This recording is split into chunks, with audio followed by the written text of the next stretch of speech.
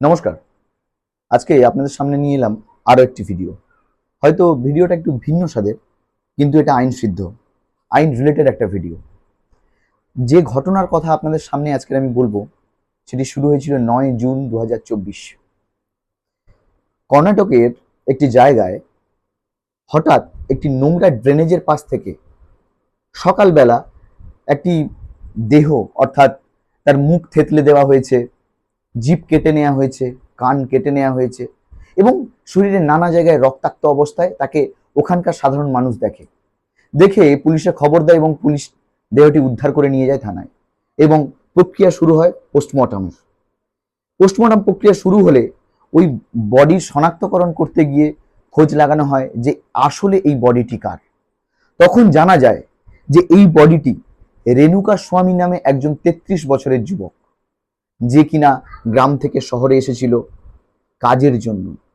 কোনো কোনো সংবাদ মাধ্যম বলছে যে ওই রেণুকা স্বামী কোনো এক ওষুধের দোকানে কাজ করতো, আবার কোনো কোনো সংবাদ মাধ্যম বলছে যে রিক্সা চালাতো। তো কোনটা সঠিক সেটা ঠিক আমার জানা নেই। তো যেই সংবাদ মাধ্যম থেকে আমি পড়েছি বা জেনেছি সেখান থেকে কালেক্ট করা। যাই হোক, এগোনো যাক ব্যাপারটা নিয়ে।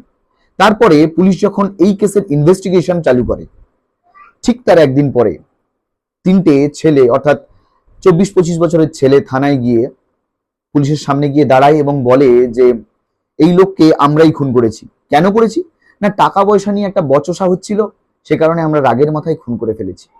তখনই পুলিশের যে ঊর্ধ্বতন কর্তৃপক্ষ আছে, আইজি মহাশয়, তিনার কিন্তু ব্যাপারটা ঠিক হজম হয়নি। অর্থাৎ কোথাও একটা সন্দেহের বাসা বেঁধেছিল তার মনে। তখনই উনি কি করলেন যে ওই 3টে ছেলের ফোন নাম্বার নিয়ে সার্চ করতে শুরু করলেন বা এই জিনিসটা লোকেট করতে শুরু করলেন যে এই 3জন ফোনের সঙ্গে কে প্রতিনিয়ত কথা বলেছে 2-3 দিন ধরে।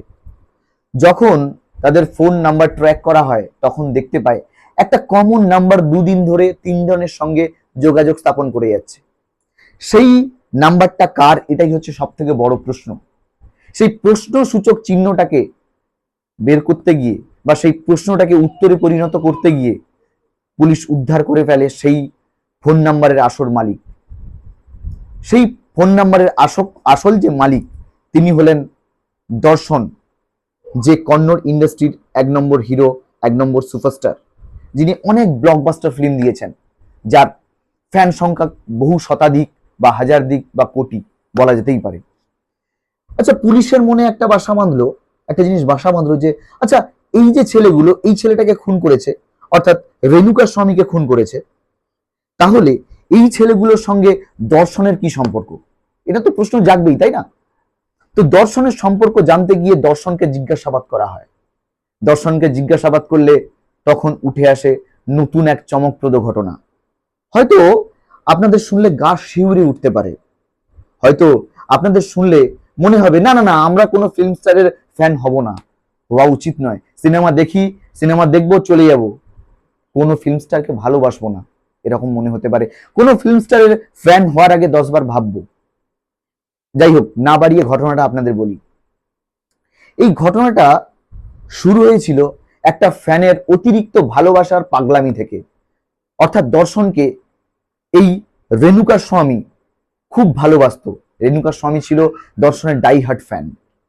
এই দর্শন যখন সিনেমা করতে করতে একজন অভিনেত্রী পবিত্র গৌড়া নামে মহিলার সঙ্গে অবৈধ সম্পর্কে লিপ্ত হয়, তখন এই রেণুকা স্বামী এই জিনিসটাকে মেনে নিতে পারেনি। রেণুকা স্বামী ভেবেছিল যে যদি দর্শন এই পবিত্র গৌড়ার সঙ্গে যুক্ত হয় অবৈধ সম্পর্কে, তাহলে দর্শনের যে স্ত্রী বা সন্তান তারা পথে বসবে। সেই কথা ভেবে রেণুকা স্বামী কি করেছিল, একটা ফেক অ্যাকাউন্ট করে পবিত্র গৌড়াকে উল্টো পাল্টা মেসেজ করতো যে কেন তুমি এইভাবে করছো, তুমি কেন এরকম বাজে মহিলা, তুমি ওর জীবন থেকে সরে যাও, এইভাবে করতো। কিন্তু সেটাই তার জীবনের কাল হয়ে উঠবে, সে কিন্তু বুঝতে পারেনি। এইভাবে পবিত্র গৌড়াকে বারবার মেসেজ করার পর, উত্তেজিত করার পর, বিরক্ত করার পর পবিত্র গৌড়া এক সময় দর্শনকে গিয়ে সেটা জানায়। দর্শন এটা জানতে পেরে তার যে পার্সোনাল অ্যাসিস্ট্যান্ট আছে এবং ম্যানেজার আছে এবং কিছু আইটি সেলের ছেলেকে কাজে লাগায় একটা ফেক অ্যাকাউন্ট করার জন্য। কার নামে? পবিত্র গৌড়ার নামে। সেই পবিত্র গৌড়ার অ্যাকাউন্ট থেকে রেণুকা স্বামীকে বারবার মেসেজ করা হয়েছে এবং তাকে বলা হয়েছে যে কোনো ব্যাপার না, আমি পবিত্র গৌড়া, তুমি আমাকে সবকিছু বলতে পারো, কি ব্যাপার। তখন সেই রেণুকা স্বামী নামে যে ছেলেটি, সে তার সবকিছু বৃত্তান্ত, অর্থাৎ তার নাম ধাম কোথায় থাকে সবকিছু বলে দেয়। হঠাৎ করেই ঠিক তার পরের দিন এই রেণুকা স্বামীকে কিডন্যাপ করা হয়। কিডন্যাপ করে কর্ণাটকের একটা আন্ডার কনস্ট্রাকশন যেখানে চলছে সেখানে রাখা হয়। এবং কিভাবে রাখা হয়? হাত পা মুখ বেঁধে রাখা হয় এবং তার উপর অকথ্য অত্যাচার চালানো হয়। কাঠ দিয়ে, ইট দিয়ে, পাথর দিয়ে, এমনকি বেল্ট দিয়েও অত্যাচার চালানো হয়। তারপরে রাত্রে, ওই দিনকার রাত্রে সুপারস্টার দর্শন এবং ওখানে আসে পবিত্র গৌড়া এবং তার টিম। যখন এই দর্শন ওখানে এন্ট্রি করে, হয়তো রেণুকা স্বামী ভেবেছিল যে আমাকে বাঁচিয়ে নিয়ে যাবে, উনি গরিবের মাসিহা, আমাকে বাঁচাতে এসছেন। আসলে উনি, অর্থাৎ রেণুকা স্বামী পুরো সিনেমা জগতেই ঢুকে গেছিল। সে হয়তো ভেবেছিল সত্যিই দর্শন তাকে বাঁচাবে, কিন্তু সে বুঝতে পারেনি যে দর্শন তাকে মারতে এসেছে। যাই হোক, তারপরে দর্শন মেরে তার থুতনি ফাটিয়ে দেয়। চিৎকার করেছিল বলে তার জিভ কেটে নেওয়া হয়েছিল, তার কান কেটে নেওয়া হয়েছিল।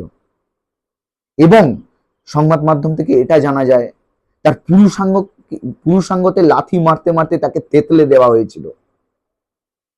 তারপরে বডিটাকে ফেলে দেওয়া হয়েছিল একটা নর্দমার পাশে। এইভাবে অকথ্য অত্যাচার চালানো হয়েছিল রেণুকা স্বামীর উপর। তার দোষ কি ছিল? সে দর্শনকে খুব ভালোবেসেছিল, সে দর্শনের ডাইহার্ট ফ্যান ছিল, সে চেয়েছিল দর্শনের সংসারটা যাতে বেঁচে যায়, কিন্তু তার পরিণতি যে মৃত্যু হবে সে কোনোদিন ভাবতে পারেনি।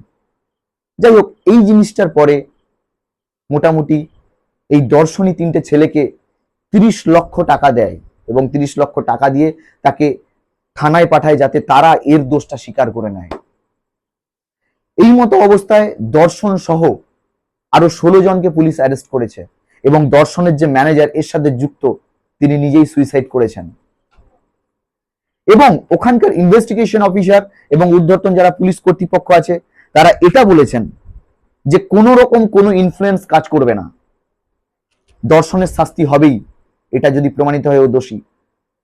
আমি খবর মাধ্যম থেকে যতটুকু, অনেকগুলো খবর মাধ্যম ঘাটলাম, অনেকগুলো গুগলে পড়লাম, দেখলাম যে হ্যাঁ, দর্শনকেই এখানে দোষী বলে সাব্যস্ত করছে এখনো পর্যন্ত।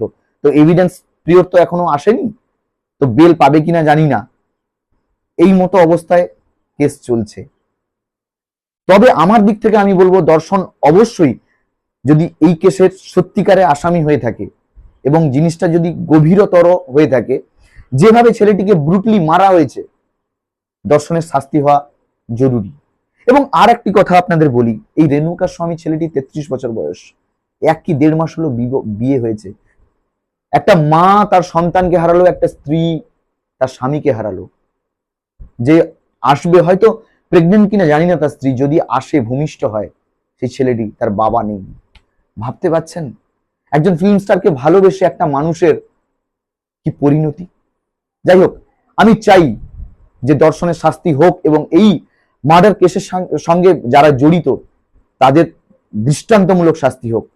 এবং এটা আমি শুনে খুশি যে কর্ণাটকের পুলিশরা এটাই বলেছে কোন রকম পলিটিক্যাল ইনফ্লুয়েন্স আমাদের উপর কাজ করবে না, আমরা ওর এগেনস্টে চার্জশিট দেবই। যাই হোক, সাবধানে থাকবেন, সুস্থ থাকবেন, ধন্যবাদ। পরে আপনাদের সঙ্গে দেখা হবে।